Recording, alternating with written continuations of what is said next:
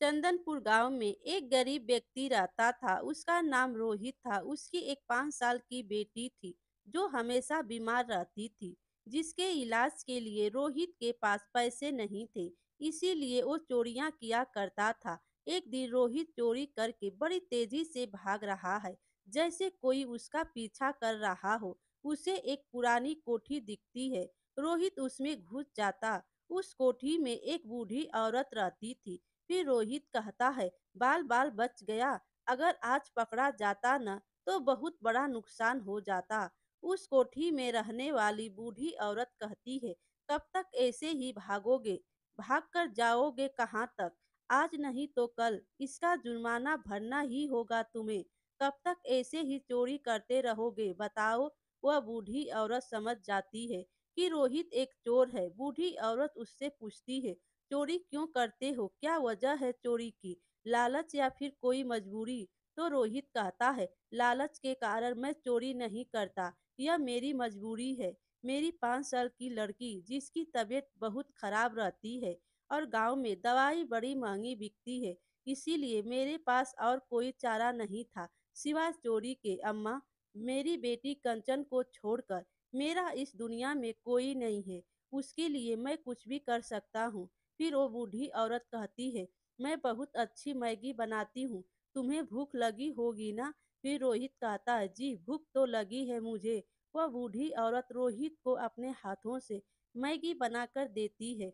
वह पहले क्या करता था उसके बारे में पूछती है तो रोहित बताता है, पहले मैं गांव में मिल्क शेक बेचा करता था, मगर अब वह धंधा भी ठप पड़ गया। इसीलिए अपनी बच्ची के खातिर मैं चोरी करने लगा। बूढ़ी औरत उससे कहती है, मैं तुम्हारी मदद करूंगी, मगर तुम्हें चोरी छोड़नी होगी और जिससे तुमने पैसे चुराए हैं उन्हें जाकर वो पैसे वापस करने होंगे। तो रोहित कहता है, अम्मा जी मेरी मदद कीजिए, मैं आपका बहुत आभारी रहूंगा। फिर बूढ़ी औरत कहती है, तुम अपना काम बाएं हाथ से करते हो या दाएं हाथ से?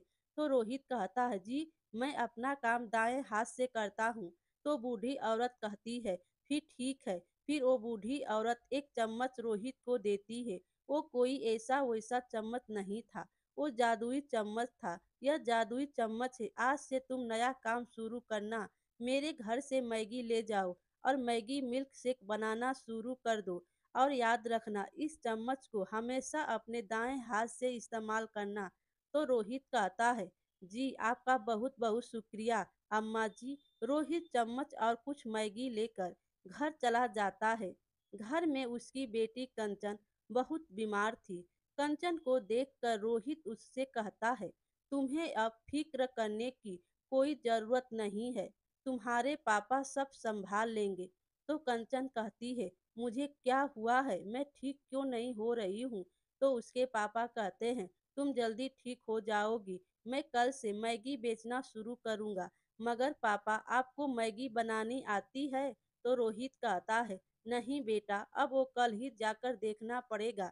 एक अच्छी अम्मा ने मुझे मैगी मिल्क शेक बेचने के लिए कहा है, तो कल से मैं मैगी मिल्क शेक बेचना शुरू कर दूंगा।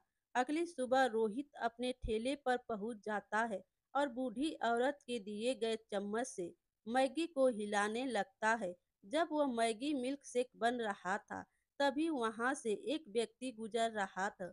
तो वह कहता है, फिर से मिल्क शेक का धंधा शुरू कर दिया? मिल्क शेक तो मगर इस गांव में बिकती नहीं है, तो क्यों फिर से यह धंधा शुरू कर रहे हो? तो रोहित कहता है, यह सिर्फ मिल्क शेक नहीं है, यह मैगी मिल्क शेक है। तो वह व्यक्ति कहता है, लाओ जरा मैं भी चेक कर देखूं कि तुम कैसी मिल्क शेक बनाकर गांव में बेच रहे हो। तो रोहित कहता है, हाँ अभी देता हूँ। रोहित उस व्यक्ति को मैगी मिल्क शेक का एक प्लेट देता है। वह व्यक्ति जैसे ही उसे खाता है, उसके मुंह से पहला शब्द निकलता है, वाह रोहित भाई, यह तो बहुत स्वादिष्ट है। इसे खाकर मानो दिल को सुकून मिल गया हो। लाओ भाई एक प्लेट और बनाकर दो। जी अभी देता हूँ। धीरे धीरे करके रोहित की मैगी मिल्क शेक अच्छे से बिकने लगी। रोहित सबके चुराए पैसे भी वापस कर देता है। बस जमींदार के पैसे वापस करने बाकी रह गए थे। रोहित जमींदार के घर जाता है और उससे कहता है, जमींदार साहब, मुझे माफ़ कर दीजिएगा। मैंने आपके पास से कई दिनों से पहले कुछ पैसे चुराए थे। मैं आपको वह पैसे वापस देने आया हूँ और साथ में दुकान की मैगी मिल्क शेक भी लाया हूँ। तो जमींदार कहता है, बताओ, मेरे घर से तुमने पैसे चुराए और मुझे पता भी नहीं चला। मेरे पास पैसे ही इतने हैं, इसीलिए भूल जाता हूँ। मगर तुमने मेरे घर से चोरी की थी। मैं तुम्हें ऐसे तो जाने नहीं दूंगा। उसके दो गुने पैसे लाकर देने होंगे तुम्हें। तो रोहित कहता, जी मैं दुगुने पैसे ही लेकर आया हूँ। जिसके घर से मैंने पैसे चुराए थे, उन सबको मैं दो गुने रकम ही दे रहा हूँ और साथ में अपनी मैगी मिल्क शेक भी। रोहित जमींदार को पैसे वापस दे देता है। जमींदार आश्चर्य में पड़ जाता है कि यह रोहित के पास इतने पैसे आए कैसे, कि यह सबको चुराए हुए रकम का दुगुना वापस कर रहा है। जमींदार अपने चेले भीखू को बुलाता है। भीखू, यह गांव का चोर रोहित अचानक से इतना अमीर कैसे हो गया? आखिर किसके घर पर इतना बड़ा डाका डाला है? तो भीखू कहता है, इसने डाका नहीं, धंधा खोला। रोहित ने मैगी मिल्क शेक का जो पूरे गांव में प्रसिद्ध हो गया है। मैंने सुना है कि उसकी मैगी मिल्क शेक को खाते ही दिल में अलग ही सुकून मिलता है। तो जमींदार कहता है, अच्छा, जरा मैं भी तो चख कर देखूं इस मैगी मिल्क शेक को। जमींदार मैगी मिल्क शेक को चख कर देखता है। वाह, कितना स्वादिष्ट है यह मैगी मिल्क शेक। अब समझ में आया कि क्यों उस रोहित के पास इतने पैसे आ गए हैं। तो भिखू कहता है, मालिक, तो फिर क्या सोच रहे हैं आप? तो जमींदार कहता है, कोई ना कोई तो राज जरूर होगा जो वो इतनी स्वादिष्ट मैगी मिल्क शेक बना रहा है। जाओ भिखू, जरा देख कर आओ क्या माजरा है। भिखू अगले दिन रोहित की दुकान पर जाता है, यह देखने की वह मैगी मिल्क शेक को किस तरह से बनाता है। पहुंचते ही वह रोहित से कहता है, अरे रोहित, लाओ भाई, मुझे भी एक प्लेट मैगी मिल्क शेक देना। हाँ भीखू, अभी देता हूँ। रोहित भीखू को एक प्लेट मैगी मिल्क शेक देता है। खाते भीखू रोहित से सवाल पूछता है, अरे भाई, एक बात बताओ, तुम इतनी स्वादिष्ट जो मैगी मिल्क शेक बनाते हो, उसका राज क्या है भाई? तो रोहित कहता है, उसका राज यह चम्मच है। यह जादुई चम्मच है, उस कढ़ाई का खाना बहुत ही स्वादिष्ट हो जाता है। तो भिखू कहता है, ऐसा क्या है इस चम्मच में? रोहित भिखू को अपनी बेटी से लेकर उस बूढ़ी औरत तक की सारी कहानी बता देता है और भिखू सारी बातें सुनकर जाकर जमींदार को बता देता है। तो जमींदार कहता है, तो यह माजरा है भिखू, मुझे वह चम्मच चाहिए। मैं खुद का मैगी मिल्क शेक व्यापार शुरू करना चाहता हूँ। तो मालिक, अब आगे क्या सोचा है? तो जमींदार कहता है, हम उसके दुकान पर जाकर उसके उस चम्मच को चुरा लेंगे। तो भिखू कहता है, चोर के घर से चोरी? मालिक, आप तो बड़े चोर निकले। तो जमींदार कहता है, चुप रहो और रात होते ही मेरे साथ चलना।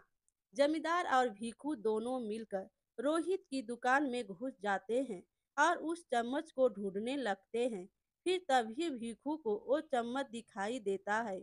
मालिक देखिए, वो जादुई चम्मच वहां पर रखा हुआ है। तो जमींदार कहता है, तू देख क्या रहा है बुद्धू, उठाकर लेकर आ। अगली सुबह जब रोहित अपनी दुकान पर आता है, तो वह देखता है कि वहां पर उसका चम्मच नहीं रखा होता है। वह हर जगह अपने चम्मच को ढूंढता, मगर उसे वह चम्मच कहीं दिखाई नहीं देता। आज पहली बार था जब उसकी बेटी उसके साथ दुकान तक चलकर आई थी। बेटी, मैंने यहीं पर वह चम्मच रखी थी, मगर मुझे वह चम्मच कहीं नजर नहीं आ रही है। कोई बात नहीं पिताजी, अब मैं ठीक हो चुकी हूँ पूरी तरह। आज से हम दोनों साथ मिलकर खूब मेहनत करके पैसे कमाएंगे। ईश्वर ने जो दिया वो ले लिया, ईश्वर की ही महिमा होगी। और दूसरी ओर जमींदार और भिखू दोनों मिलकर खुद की मैगी मिल्क शेक की दुकान खोलते हैं। मगर एक बात इनमें अलग थी। जमींदार और भिखू दोनों ही बाएं हाथ से अपना काम करते थे। बुढ़िया ने चम्मच देते समय रोहित से कहा था, अच्छा है तुम दाएं हाथ से काम करते हो, क्योंकि अगर बाएं हाथ से काम करते तो यह चम्मच उल्टा काम करता। एक औरत वहां से गुजरती है और जमींदार की मैगी मिल्क शेक को देखकर वहां पर रुक जाती है। अरे जमींदार साहब, आपने भी मैगी मिल्क शेक बेचना शुरू कर दिया? जी हाँ, पूरे गांव में सबसे अच्छा मैगी मिल्क शेक मैं ही बनाता हूँ, उस रोहित से भी अच्छा। तो वो औरत कहती है, अगर ऐसा है तो मुझे भी खिलाइए ना यह मैगी मिल्क शेक। तो जमींदार कहता है, जी अभी खिलाता हूँ। ए भीखू, एक प्लेट गर्मा गर्म मैगी मिल्क शेक दे इन्हें। तो भीखू कहता है, जी मालिक। भीखू एक प्लेट मैगी मिल्क शेक निकाल कर ग्राहक को दे देता है। तो औरत कहती है, देखने में तो बड़ा ही स्वादिष्ट लग रहा है। जैसे वो औरत एक चम्मच उस मैगी मिल्क शेक का निवाला खाती है, वैसे ही उसके पेट में दर्द होने लगता है और कहती है, छी, यह क्या खिला दिया मुझे, इतना गंदा, इतना। मैंने पहले कभी अपनी जिंदगी में कुछ नहीं खाया। आप जमींदार होकर अपने ग्राहकों को इतना गंदा खाना खिलाते हो। तो जमींदार कहता है, अरे भीखू, जरा मुझे चखने के लिए देना। उसे खाते ही वो भीखू से कहता है, छी भीखू, तुमने बनाने के बाद इसे चखा नहीं था क्या? जब यह सब हो रहा था तभी वहां पर प्रधान और रोहित आ जाते हैं और जमींदार से कहते हैं, जमींदार, जिस चम्मच को तुम इस्तेमाल कर रहे हो वह चम्मच रोहित का है, उसे वह चम्मच वापस कर दो। तो जमींदार कहता है, नहीं प्रधान जी, आपको तो पता है कि यह रोहित चोरी किया करता था, इसने यह चम्मच भी मुझसे चुरा लिया था, मैंने बस मेरा सामान वापस लिया है। तो प्रधान जी कहते हैं, झूठ, साफ साफ झूठ, क्योंकि यह चम्मच मेरे पुर्जों का है, जिससे मेरी माता जी ने रोहित को दिया था। वह बूढ़ी औरत प्रधान जी की माँ थी और रात के समय प्रधान जी गांव के काम से लेट घर जा रहे थे। तभी उन्होंने जमींदार और भीखू को रोहित की दुकान से बाहर जाते हुए देखा।